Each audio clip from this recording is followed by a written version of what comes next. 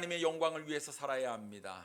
우리가 잘 아는 고린도전서 10장 31절 말씀에 보면 너희가 먹든지 마시든지 무엇을 하든지 다 하나님의 영광을 위해서 하라고 말씀하고 있습니다.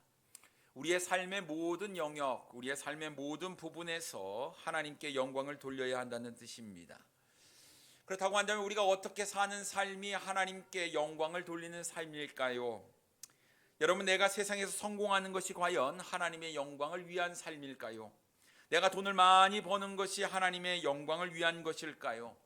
내가 좋은 직장에 들어가고 좋은 대학에 들어가고 내가 넓고 큰 집을 사는 것, 이러한 것들이 하나님의 영광을 위한 것일까요? 그런데 사랑하는 성도 여러분, 우리가 이렇게 생각하는 것 자체가 잘못되었다라는 사실입니다. 하나님의 영광은 우리가 생각하는 것보다 훨씬 크고 훨씬 높고 훨씬 넓습니다. 단순히 이 세상에서 누리는 것으로 하나님의 영광을 논할 수가 없다라는 것이지요. 단순히 돈을 많이 버는 것이 하나님의 영광이 아니라 하나님은 우리에게 돈을 많이 벌게 해서 그 돈을 하나님을 위해서 가치 있는 일에 사용하기를 원하신다라는 것이죠. 내가 좋은 대학에 들어가고 좋은 직장에 들어가는 것으로 하나님께 영광이 되는 것이 아니라 그곳에서 내가 하나님의 이름을 높이는 삶을 살 때 그것이 바로 하나님의 영광이다라는 사실입니다. 그렇기 때문에 하나님은 단순히 세상에서 우리가 생각하는 바로 성공을 하나님의 영광이라고 말씀하지 않으신다라는 거예요. 물론 우리가 하나님의 나라와 의를 구하면 하나님께서 우리에게 필요한 것들을 더해 주신다고 말씀하고 계십니다. 그러나 먼저 우리가 해야 될 일이 뭐냐면 하나님의 나라와 의를 구하는 거예요. 다시 말해서 하나님의 영광을 위하는 삶을 살 때 하나님께서 이 세상에 필요한 것들을 채워주신다라는 말씀인 것이지요. 넉넉히 채워주시느냐, 필요한 것들만 공급해 주시냐는 하나님의 소관입니다. 내 소관은 하나님의 나라와 의를 구하는 것이에요. 그렇기 때문에 하나님의 영광은 이 세상의 기준으로 평가할 수 없는 것입니다. 우리는 우리의 일만 하면 되는 거예요. 하나님께서 우리를 창조하신 목적, 또 우리를 자신의 생명을 내어주시면서 구원해 주신 목적대로 우리의 삶의 중심은 하나님께 향해 있어야 되고 우리의 삶은 하나님의 뜻에 맞추어서 순종하는 삶을 살아야 하는 것입니다. 더도 말고 덜도 말고 하나님의 말씀을 기준으로 삼는 삶을 사는 것이 하나님의 영광을 위한 삶이요, 이 세상에서의 축복은 하나님께 맡겨드리는 것이 바로 우리가 해야 될 일인 줄 믿습니다. 그렇다고 한다면 하나님의 영광을 위해서 사는 삶, 과연 어떤 삶일까요? 오늘 우리는 본문에 나타난 욥을 통해서 하나님의 영광을 위해 사는 삶이 어떤 삶인지, 오직 하나님의 영광을 위하여라는 제목으로 함께 은혜를 나누기를 원합니다. 첫째로 우리는 하나님께서 인정하는 삶을 살아야 합니다. 오늘 본문에 등장하는 욥은 어떤 사람이었을까요? 오늘 본문 1절에 이렇게 이야기를 하고 있습니다. 우수 땅에 욥이라 불리는 사람이 있었는데 그 사람은 온전하고 정직하여 하나님을 경외하며 악에서 떠난 자더라, 이렇게 말씀하고 있어요. 욥이 어떤 사람인지 단 4단어로 설명을 하고 있습니다. 온전한 자, 정직한 자, 하나님을 경외하는 자, 그리고 악에서 떠난 자. 여러분, 누군가를 설명할 때 이렇게 심플하면서도 정확하게 표현하는 것은 쉽지가 않습니다. 욥이라고 하면 그 사람이 떠오르는 어떤 단어, 4단어가 딱 떠오르는데 그것이 온전, 정직, 하나님을 경외, 악에서 떠난 자라는 것이었어요. 사랑하는 손님 여러분, 사람들이 여러분을 이야기할 때 어떻게 표현할까요? 어떻게 이야기를 하고 있습니까? 이처럼 욥과 같이 간결하면서도 정확하게 표현할 수 있을까요? 사실 그렇게 표현하는 것은 쉽지가 않습니다. 왜냐하면 우리의 삶의 모습을 보면 우리의 마음도 이리 갔다 저리 갔다, 삶의 모습도 이리 갔다 저리 갔다, 우리의 감정과 기분에 따라서 이리 갔다 저리 갔다 하는 것이 우리의 마음이기 때문에 그렇습니다. 여러분, 내 자신을 표현할 때 온전하다 이렇게 말할 수 있을까요? 왜냐하면 스스로 내 자신을 보기에도 내가 부족하고 연약하다라는 것을 알고 있기에 나는 온전하다 이렇게 이야기하기가 쉽지 않다라는 것입니다. 여러분, 나는 정직하다라고 이야기를 할 수 있을까요? 때때로 거짓말도 좀 하고 알면서도 모른 척하기도 하고 가끔씩은 좀 부풀려서 이야기도 하고, 이것이 우리의 마음이 아닐까요? 또 우리는 하나님을 경외한다라고도 말하는 것이 좀 힘듭니다. 왜냐하면 하나님을 경외한다라고 이야기하면서 하나님의 뜻대로 우리가 사는 것이 아니라 가끔씩 내 생각과 내 판단대로 살기도 하고, 하나님의 말씀을 알기도 하고 듣기도 했는데 내가 그 말씀에 순종하지 못하는 나의 모습을 우리가 잘 알기 때문에 그렇습니다. 여러분, 우리가 악에서 떠났다고 자신 있게 말할 수 있습니까? 여전히 우리는 살면서 죄도 좀 짓고 삶의 순간순간 악한 나의 모습을 보기 때문에 그렇습니다. 말도 좀 이쁘게 해야 되는데 왜 이렇게 그냥 매몰차게 좋지 못한 이야기도 하는지 모르겠습니다. 그러나 욥을 보면 그의 삶이 온전하고 정직하고 하나님을 경외하고 악에서 떠나 있다는 것을 한눈에 봐도 딱 알 수 있기 때문에 욥을 그렇게 평가를 했던 것 같아요. 한결같았다라는 것입니다. 그렇다고 한다면 욥이 얼마나 깨끗하고 경건한 삶을 살았는지 우리는 5절에서 그 이유를 찾게 되는데요.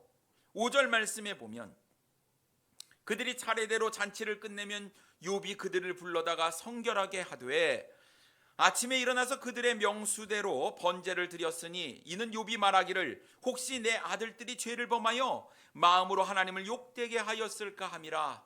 욥의 행위가 항상 이러하였더라 라고 말씀하고 있습니다. 욥과 같은 부모 밑에서 자란 아이, 이 자녀들이요 얼마나 하나님을 사랑하고 경외하는 사람이 되었을까요? 그런데 욥은 자신의 아들들이 죄를 범하지 않았는데도 불구하고 혹시 죄를 범하지는 않았을까, 하나님을 욕되게 하지는 않았을까 염려하여 아들의 명수대로 번제를 드리기까지 하였습니다. 그런데 이 5절 후반부에 이렇게 기록하고 있어요. 욥의 행위가 항상 이러하였더라. 이 말이 무슨 얘기입니까? 늘 자신의 삶을 돌아보고 자녀들의 삶을 돌아보면서 혹여나 잘못하지 않았는데도 불구하고 잘못한 것이 있을까봐 그 삶을 가지고 하나님 앞에 나아갔다라는 이야기예요. 철저하게 자녀들의 삶을 챙겼던 욥은 자신의 삶은 더 하나님 앞에서 온전하고 정직하고 하나님을 경외하며 악에서 떠난 삶을 살았을 것입니다. 욥과 같은 사람이 없는 거예요. 그런데 어느 날 하나님의 아들들과 사탄이 하나님 앞에 서게 되었습니다. 사탄은 하나님께 이야기합니다. 내가 땅을 두루두루 돌아다니면서 여기저기 다녀왔다. 근데 여러분, 사탄이 왜 땅을 이리저리 두루 다니며 뭔 일을 했을까요? 이유는 분명합니다. 단 한 사람이라도 하나님을 경외하지 못하게 하기 위해서, 하나님을 예배하지 못하게 하기 위해서 지금 이 순간에도 우리 주변을 어슬렁어슬렁 다니면서 하나님을 예배하지 못하게 방해하리라고 믿습니다. 베드로전서 5장 8절 말씀에 보면 근신하라 깨어라 너희 대적 마귀가 우는 사자같이 두루 다니며 삼킬 자를 찾고 있다고 말씀하고 있어요. 사탄은 삼킬 자를 찾기 위해 두루 다니고 있다라는 사실입니다. 전지전능하신 하나님께서는 지금 사탄이 뭐하고 왔는지 아셨을까요? 몰랐을까요? 아셨습니다. 사탄이 욥을 보고 왔다는 것도 하나님을 아셨을 거예요. 아마 사탄은 욥과 같은 사람을 보면서 굉장히 분노했을 것입니다. 어찌하든지 하나님을 예배하지 못하게, 하나님을 경외하지 못하게 방해해야 되는데 정말 신실하고 온전하고 정직해서 악에서 떠나고 하나님만을 경외하는 이 욥을 보고 사탄이 얼마나 분노했을까요? 거기에 하나님께서 이렇게 이야기를 합니다. 욥 봤냐? 여러분 8절 말씀에 보면 여호와께서 사탄에게 이르시되 내가 내 종 욥을 주의하여 보았느냐? 그와 같이 온전하고 정직하여 하나님을 경외하며 악에서 떠난 자는 세상에 없느니라라고 말씀하고 있습니다. 욥을 하나님께서 표현할 때 뭐라고 표현했냐면요, 내 종 욥이라고 표현했습니다. 내 종. 이것은 뭐 종이니까 노예, 무시하고 멸시하는 표현이 아니라 내 종이라고 부르는 것은 욥은 나의 소유다, 내 사람이다, 내가 사랑하는 사람이다 라는 표현입니다. 내 종 욥이라고 표현을 하면서 사탄에게 당당하고 자신 있게 욥을 이야기하고 있는 우리 하나님의 모습을 보게 되는 거예요. 이 말은 하나님께서 욥을 인정했다라는 이야기이고요, 1절에 있는 말씀을 다시 8절에서 언급하는데 하나님도 똑같이 이야기하는 것으로 보아 욥은 하나님의 마음에 너무나 합당한 사람이었다라는 사실을 우리가 알게 되는 것입니다. 그만큼 욥은 하나님께서 인정하는 사람이었다라는 사실이지요. 그렇다고 한다면 사랑하는 성도님 여러분, 우리가 하나님의 영광을 위하는 삶을 살아가려고 한다면 우리의 삶 자체가 하나님께서 인정할 만한 삶이 되어야 하는 것입니다. 어느 누구에게 이야기해도 부끄럽지 않고 어깨가 으쓱거릴 만큼 자랑스러운 하나님의 자녀로 우리가 살고 있느냐 하는 것입니다. 심지어 하나님께서 자신을 미워하는 원수 사탄에게도 자랑스럽게 이야기할 만큼 내 삶은 인정받을 만한 삶이냐 하는 것입니다. 우리가 하나님의 영광을 위해서 사는 삶을 살려고 한다면 하나님으로부터 인정받아야 하는 것입니다. 다윗과 같은 삶, 하나님께서 말씀하시길 내 마음에 합한 사람이다, 이렇게 말씀하셨어요. 전 여기 계신 우리 성도님들을 우리 주님께서 평가하실 때 내 마음에 맞는 사람이야, 저 형제 내 마음에 딱 맞아, 저 자매 정말 나를 향한 그 사랑 뛰어나, 정말 내 마음에 딱 맞는 사람이야 라고 우리 주님께서 친히 인정할 만한 삶을 우리는 살아내야 하는 것이죠. 그런데 여러분, 우리의 삶의 모습이 어떻습니까?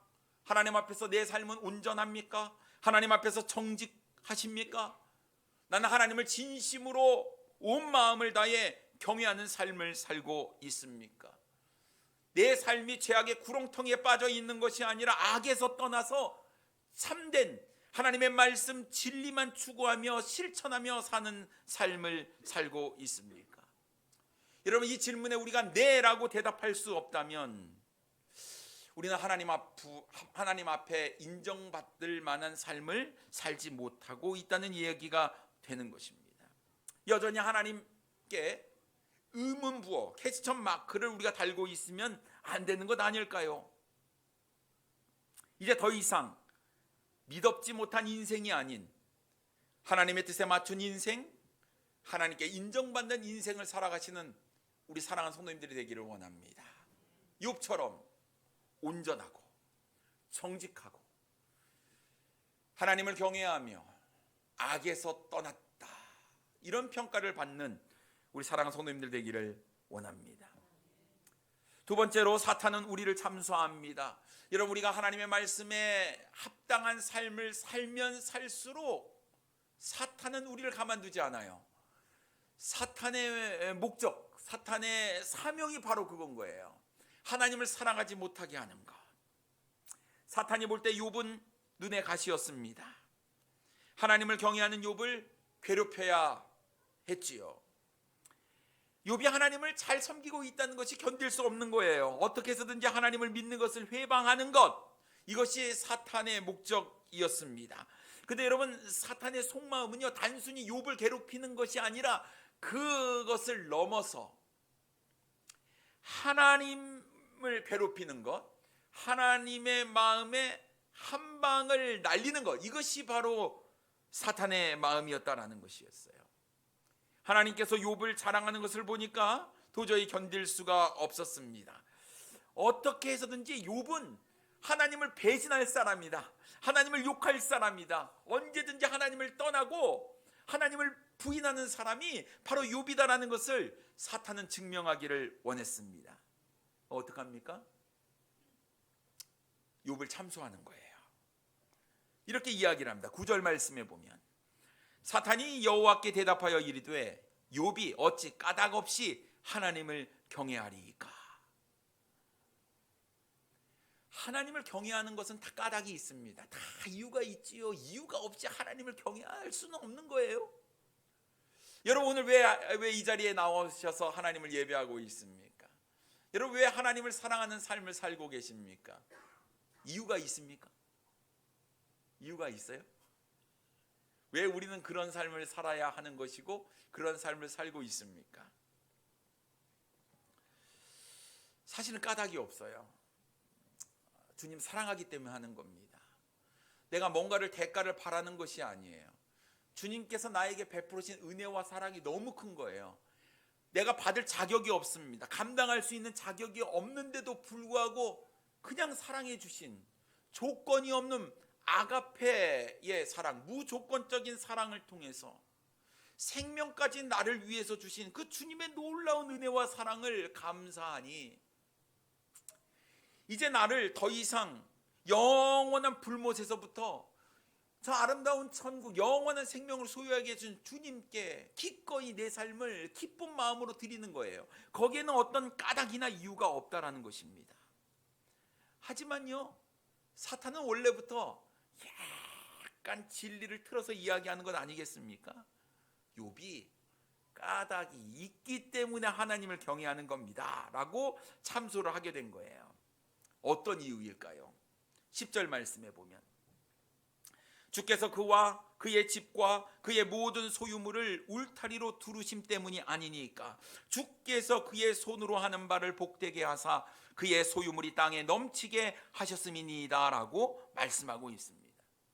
하나님께서 욥을 축복하시고 욥의 집을 축복하시고 그의 소유물, 그의 재산을 풍족하게 만들어 주셔서 이것을 울타리로 딱 둘러서 지켜주시니까 그러니까 욥이 하나님을 경외한 것입니다라고 참소를 했다라는 사실입니다. 사실 욥은요 동방에서 가장 훌륭한 사람이었어요. 그가 가진 재산은 어마어마했습니다. 3절 말씀에 보면요 그의 소유물은 양이 7,000마리요 낙타가 3,000마리요 소가 500결이요 암나귀가 500마리이며 종도 많이 있었으니 이 사람은 동방 사람 중에 가장 훌륭한 자라라고 말씀하고 있습니다. 옛날에 소유는 뭘로 따졌습니까? 가축으로 따졌어요. 지금으로 말하면 이렇게 표현할 수 있습니다. 저 강남의 빌딩이 7,000채요 뭐 이렇게 이야기하는 겁니다. 예. 엄청난 거 아니겠습니까? 엄청납니다. 이거를 다 지켜주시고 보호해 주신 하나님의 울타리로 두르심이 있기 때문에 욥이 하나님을 사랑하고 하나님을 경외하는 겁니다 라고 이야기를 한 거예요. 그러면서 하나님께서 이렇게 복을 주시니까 하나님을 경외하는 삶을 살지, 만약 그렇지 않으면 욥은요 절대로 하나님을 경외하는 삶을 살지 않았을 것이라고 참소를 한 거예요. 여러분 보편적으로 사탄의 말이 맞습니다. 대부분의 사람들은 하나님께서 물질의 복을 주셔야 하나님을 경외합니다. 그렇지 않으면 하나님을 쉽게 욕하고 저주하고 배신하지요. 하지만 욥은 달랐습니다. 우리는 하나님께 얼마나 조건을 많이 걷는지 모릅니다. 하나님 이렇게 해주시면 내가 하나님을 잘 섬길게요. 하나님 나를 좋은 대학에 합격시켜 주시면 내가 열심히 하나님을 사랑하겠습니다. 좋은 직장에 내가 들어가게 해 주신다고 한다면 내가 하나님을 마음껏 최선을 다해 섬기겠습니다. 하나님 나에게 좋은 배우자를 만나게 해주시면 나는 열심히 하나님을 사랑하겠습니다. 하나님 내 자녀가 잘 되게 해주시면 나는 정말 마음을 다해 내 생명껏 하나님을 열심히 섬기겠습니다. 우리는 뭔가 하나님께 나를 위해서 뭔가를 해주시면 나도 하나님을 위해서 뭔가를 하겠다고 이야기를 합니다. 이것은 하나님과 거래하는 거예요. 그런데 여러분 한번 생각해 보십시오.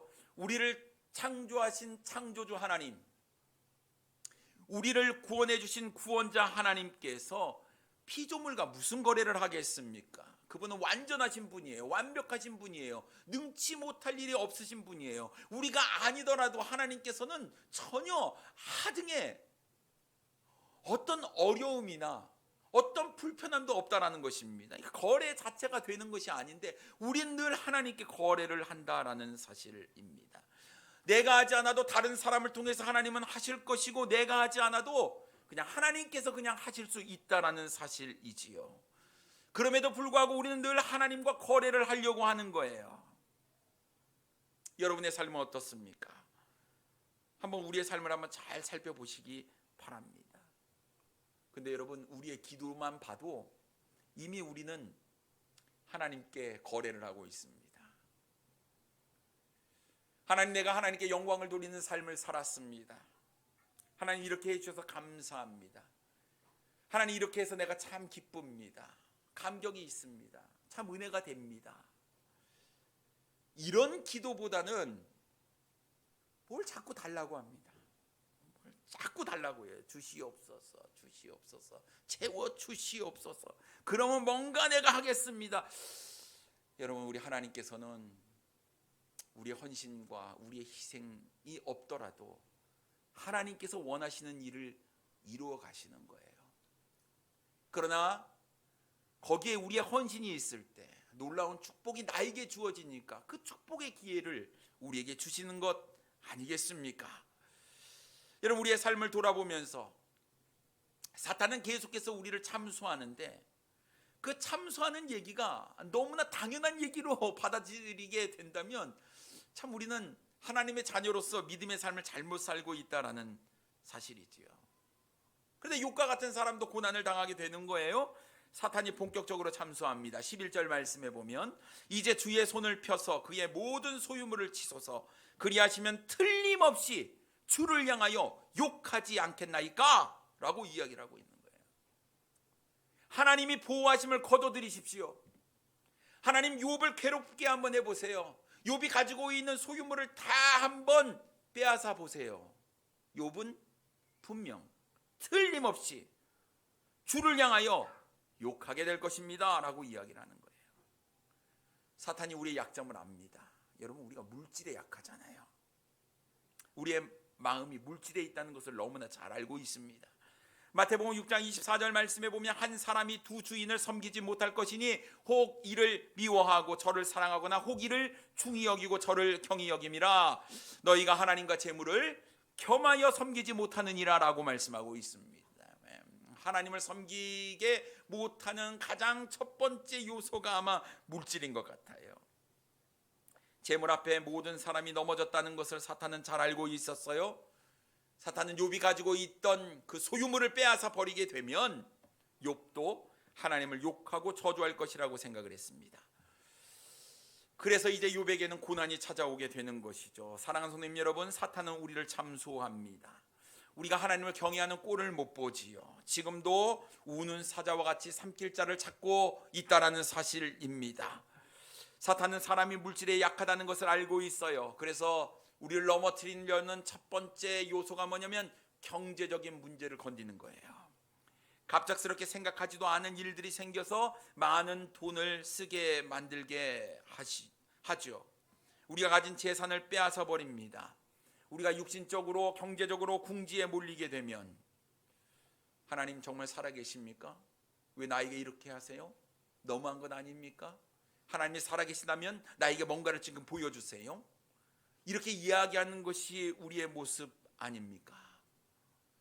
사탄은 얼씨구나 그러면서 더욱더 우리를 참소하게 될 것입니다. 순수한 마음으로 하나님을 사랑해도 우리를 험담할 것입니다. 주님의 일을 기쁜 마음으로 하려고 해도 우리를 그렇게 하지 못하게 방해할 것이에요. 사탄은 참소하는 자입니다. 여러분, 우리가 신실하게 주님을 사랑하고 하나님을 예배하는 이 자리를 사모하는 마음으로 나왔을지라도 사탄은 뭔가를 꼬투리를 잡고 있지도 않은 이야기를 가지고 우리를 참소할 것입니다. 그러나 여러분, 사탄의 속임수에 절대로 넘어가지 마시기를 바랍니다. 사탄은 누군가를 통해서 우리의 마음을 뒤집어 놓을 것이고 우리를 흔들어 놓을 것이고 주님을 사랑하는 그 자리를 떠나게 만들려고 할 것입니다. 여러분, 지면 안 돼요. 깨어 있어야 합니다. 오히려 더 당당하게, 더 강하게 우리의 삶으로 내가 하나님을 사랑하고 있다는 것을 증명해 보일 수 있어야 되는 것이지요. 내가 가진 물질 때문에 하나님을 사랑하는 것이 아님을 삶으로 증명해 주시기를 바랍니다. 내가 가진 어떤 직업 때문에 하나님을 사랑하는 것이 아님을 우리의 삶으로 증명해 보이시기를 바랍니다. 세상의 어떤 명예나 권력 때문에 하나님을 사랑하는 것이 아니라 나를 사랑하여 주신 그 하나님의 놀라운 은혜와 사랑 때문에 사랑하는 것, 이것은 어떤 거래나 어떤 딜이나 어떤 조건이 아니라 하나님 그분 그 자체를 사랑하기 때문에 우리가 사랑하는 것임을 다른 사람에게 또 사탄에게도 당당하게 우리의 믿음을 펼쳐 보이는 우리 사랑하는 성도님들 되기를 원합니다. 세 번째로 우리는 고난 가운데에도 하나님께 영광을 돌려야 합니다. 사탄이요, 마치 모든 것을 자기 마음대로 하는 것 같지만 절대로 그럴 수가 없습니다. 사탄의 모든 행위 자체도 우리 전능하신 하나님의 손 안에 허락하에 움직이게 되는 것입니다. 사탄이 욥을 참소했어요. 하나님의 자랑이었던 욥을 무지막지하게 까버렸습니다. 하나님께서 이 세상에 욥과 같은 사람이 없다고 하자 사탄은 욥도 다른 사람하고 똑같습니다라고 응수를 했어요. 자, 이제 하나님은 사탄에게 그렇다고 하면 그럼 너가 너의 말을 증명해 보이라고 이야기를 합니다. 이것은 곧 욥을 내가 한번 시험해 봐라 라는 하나님의 허락이었지요. 욥이 사탄의 말처럼 과연 하나님을 향해서 욕을 하나 한번 볼래? 하지만 하나님께서 조건을 달지요. 다른 것은 다 해도 욥은 건들지 말아라. 12절 말씀에 보면 여호와께서 사탄에게 이르시되 내가 그의 소유물을 다 내 손에 맡기노라. 다만 그의 몸에는 내 손을 대지 말지니라.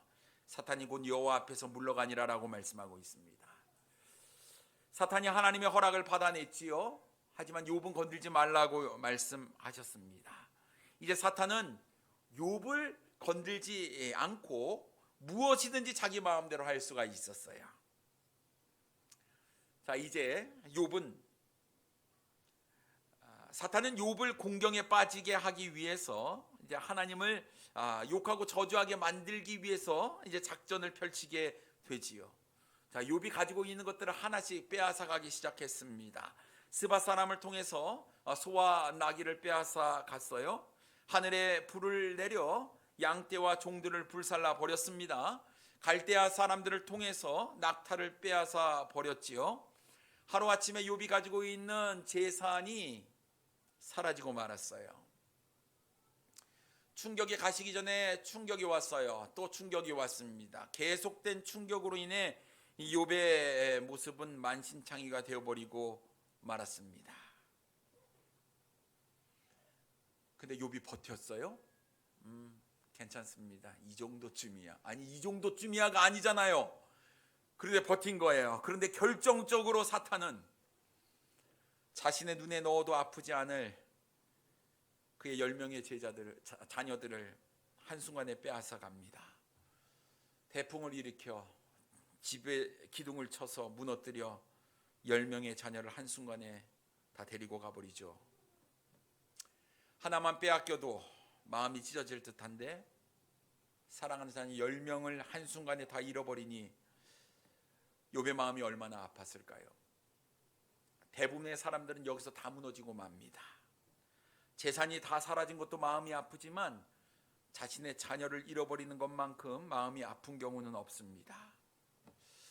이럴 경우 부모의 이야기가 뭐냐면 자녀를 내 가슴에 묻어두었다 이렇게 얘기를 해요. 잊지 못하는 거죠. 그만큼 자녀를 사랑하는 것, 그것이 부모의 마음 아니겠습니까? 한편으로 이런 생각이 듭니다. 왜 도대체 하나님은 왜 이렇게까지 사탄이 하도록 허락하셨는가 하는 거예요. 욥은 나를 사랑해. 그러니 욥 건들지 마. 그 소유물 아니야. 욥은 그것 때문에 나를 사랑하는 게 아니야. 그냥 내 자체를 사랑하는 거야. 그렇게 이야기하시면서 손도 못 대고 얼씬도 못하게 하실 수 있는 분이 하나님이신 것 아닙니까? 그런데 왜 하나님을 경외하고 악에서 떠나고 온전하고 정직한 욥을 이렇게 어렵고 힘든 고난을 통해서 힘들게 만드냐 하는 거예요. 사탄이 참소할 때 굳이 이런 엄청난 고난을 통해서 욥의 믿음을 증명할 필요가 있었냐 하는 거죠. 욥의 입장에서 볼 때는 이런 고난이 없었으면 좋겠지만 하나님의 입장에서는 이 고난이요, 하나님의 영광을 위한 도구로 쓰이는 겁니다. 하나님은 하나님의 영광을 위해서 욥에게 고난을 허락하셨어요. 원수 사탄에게 욥이 단순히 하나님께서 주신 축복 때문이 아니라 그냥 하나님을 사랑하기 때문에 그에게 물질이 있어도 없어도 그것에 관계없이 하나님을 사랑하는 것, 하나님을 경외하는 것을 증명해 보이기를 원하신 것이었습니다. 아무리 사탄이 참소해도 욥은 절대로 넘어지지 않는다는 것을 보여주고 싶었던 것이었지요. 욥은 사탄의 의도와는 달리 거센 사탄의 공격에도 하나님을 원망하지 않았습니다. 20절 말씀에 보면 욥이 일어나 겉옷을 찢고 머리털을 밀고 땅에 엎드려 예배하며 라고 말씀하고 있어요. 너무 감당할 수 없는 고난에 그는 겉옷을 찢을 수밖에 없었어요. 머리털을 밀었습니다. 그것은 감당할 수 없는 자신의 감정을 표현하는 것 아니겠습니까? 그러나 욥은 땅에 엎드려 하나님을 예배했어요. 그런 환경이나 조건이 아닌 거죠. 하나님은 그 자체로 자신이 하나님을 예배하는 귀한 대상이기 때문이었습니다. 21절 말씀에 그는 이렇게 고백합니다. 이르되 내가 모태에서 알몸으로 나아 싸운즉 또한 알몸이 그리로 돌아가올지라. 주신 이도 여호와시요 거두신 이도 여호와시오니 여호와의 이름이 찬송을 받으실지니이다. 믿음의 고백이지요. 내가 물질 때문에 하나님 사랑하는 건 아닙니다. 그거 주신 것도 하나님이시고 거두어 가신 것도 하나님이신데 내가 물질 때문에 하나님을 예배하는 거 아니에요. 이것을 입술로 믿음으로 고백하고 있는 욥의 모습을 볼 수가 있습니다. 여러분, 하나님이 보기 좋게 사탄에게 스트레이트 한 방을 날리신 것이지요. 그리고 당당하게 사탄에게 이렇게 이야기를 합니다. 욥기 2장 3절 말씀에 보면요, 여호와께서 사탄에게 이르시되 내가 내 종 욥을 주의하여 보았느냐. 그와 같이 온전하고 정직하여 하나님을 경외하며 악에서 떠난 자가 세상에 없느니라. 내가 나를 충동하여 까닭없이 그를 치게 하였어도 그가 여전히 자기의 온전함을 굳게 지켰느니라. 여러분, 이것이 바로 하나님께 영광을 돌리는 삶이다라는 사실입니다. 고난이 왜 나에게 주어졌는지 우리는 그 까닭을 알지 못해도 우리는 여전히 하나님을 향한 믿음을 지켜야 하는 것입니다. 내 삶에 앞으로 어떤 일이 주어질지 우리는 알지 못하지만 때로는 감당할 수 없는 고난이 우리에게 주어질 수도 있지만, 내가 가진 재산을 다 잃어버릴 수도 있지만, 나의 건강을 잃어버릴 수도 있지만, 내가 하고 있는 사업, 내가 다니고 있는 직장이 사라져버릴 수도 있지만, 여러분 기억하십시오. 내 삶에 어떤 고난이 주어질지라도 이 고난은 하나님의 허락하에 주어진 것이다라는 사실입니다. 그럼 우리가 그 고난을 우리는 감당할 수 있다는 말씀이고, 우리가 그것을 감당하지 못하게 되면 우리 주님께서 피할 길을 내어 주셔서 능히 감당케 하신다고 말씀하셨으니, 여러분 우리는 계속해서 나를 사랑하시고 신실하신 우리 주님을 바라봐야 하는 것입니다. 내 삶에 어떤 고난이 주어질지라도 우리는 하나님께 영광을 돌려야 하는 것이지요. 여러분, 왜 하나님을 예배하고 있습니까? 나의 성공을 위해서요? 내 인생을 위해서요? 내 축복을 위해서요? 혹시 그런 마음으로 하나님을 예배하고 있는 것입니까? 그렇다면 여러분 조심해야 합니다. 왜냐하면 사탄의 먹잇감이 되기 때문에 그런 거예요.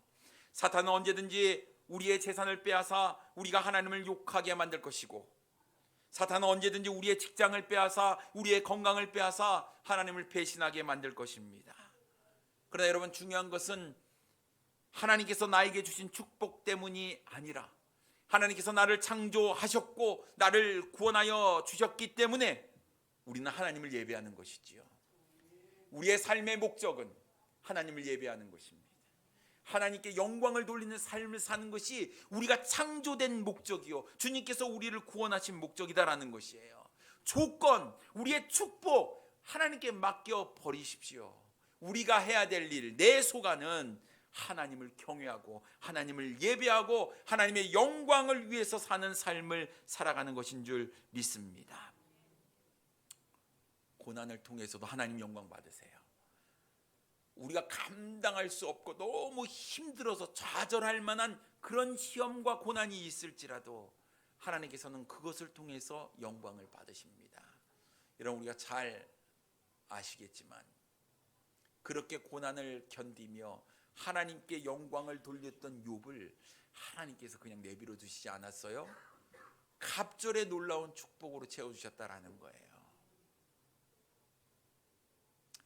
우리는 인생을 살아가는 과정 가운데 있습니다. 우리의 인생은 아직 끝난 게 아니에요.